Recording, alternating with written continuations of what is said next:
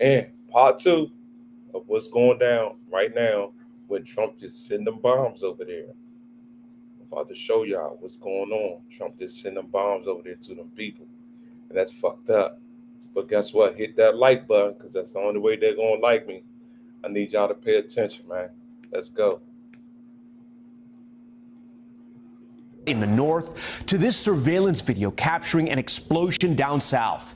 And while world leaders are in Europe trying to find a way out of a spiraling regional war in the Middle East, we are hearing straight from the Iranian foreign minister himself in an exclusive interview with NBC News. He says Iran doesn't trust the U.S. and accuses the Trump administration of pretending to want to negotiate while Israel launched an assault. And we'll hear about what he said, whether Iran could retaliate against this country. Andrea has our global exclusive tonight and leads us off. Tonight, the news strikes, a surveillance camera capturing an Iranian missile hitting a residential building in Israel. And this Iranian strike hitting the northern Israeli city of Haifa, while Israel striking missile launchers in Iran. Today, in an exclusive interview, Iran's foreign minister calling on President Trump to demand Israel stop its attacks. What it needs is only a telephone call from Washington to Tel Aviv to stop everything. Tonight, President Trump responding, saying Israel is winning. I think it's very hard to make that request right now. If somebody's winning, it's a little bit harder to do than if somebody's losing. But we're ready, willing, and able, and we've been speaking to Iran, and we'll see what happens. All of it as President Trump again met in the Situation Room as he decides whether to launch a U.S. airstrike on the underground Iranian Fordo nuclear facility. Only the U.S. has the bunker buster bombs capable of destroying it. Within a matter of weeks, or certainly within a matter of months, they're going to be able to have a nuclear weapon. We can't let that happen.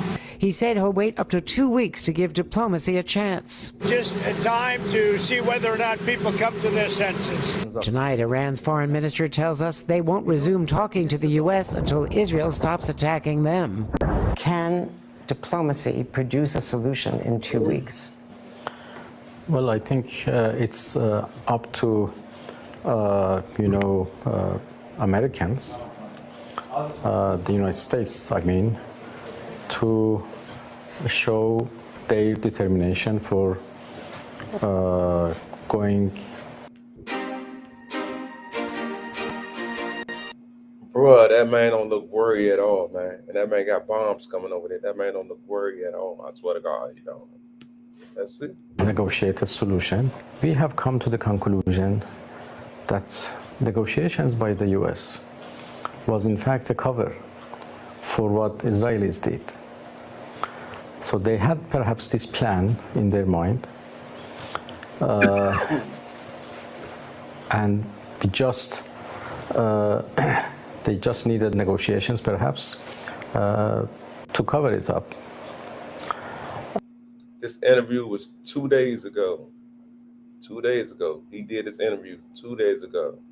June the 20th, he did this interview 2 days ago, y'all. Because Trump's sending them bombs over there. And he's sending them back. He ain't playing with them. He's not playing with them. We don't know how we can trust them anymore. What they did was, in fact, a betrayal to diplomacy. While Iran vowing to respond to any U.S. strike. Would Iran retaliate against U.S. targets and U.S. forces in the region or elsewhere? Well, when there is a war, both sides attack each other. That's quite understandable. And self-defense is a legitimate right of every country.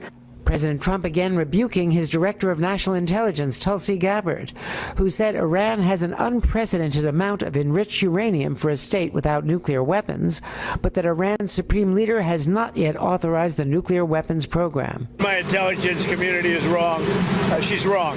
Tonight, Gabbard says her previous comments were taken out of context, while Iran's foreign minister told me Iran's nuclear knowledge cannot be destroyed by bombs. Tom. Andrea Mitchell with that big exclusive tonight. Andrea, we thank you. Back here at home to the record heat stretching from the desert of Arizona to the coast of Massachusetts. Across the West, look at this. Crews are trying to stamp out wildfires like this one in Utah. I do want to bring in Bill Cairns. And Bill, you rarely see so much of the country facing so much heat at the same time. Yeah, from the Rockies to the East Coast, Tom, we are all in this together. Today has been brutally hot in many areas of the Midwest. Some areas in Nebraska approaching 108 degrees. With all the I got up and just started running. Ellie Jackson says the wall came down with so much force it just exploded. I thought I was going to die because when I saw the rock coming down, I knew I couldn't survive that. Caught in its path, members of a local hiking group, with multiple members caught in the slide, enveloped by a massive dust cloud. The fatal slide happening at Banff National Park, Canada's most popular. The hike near Bow Glacier Falls, a well-traveled area near Lake Louise.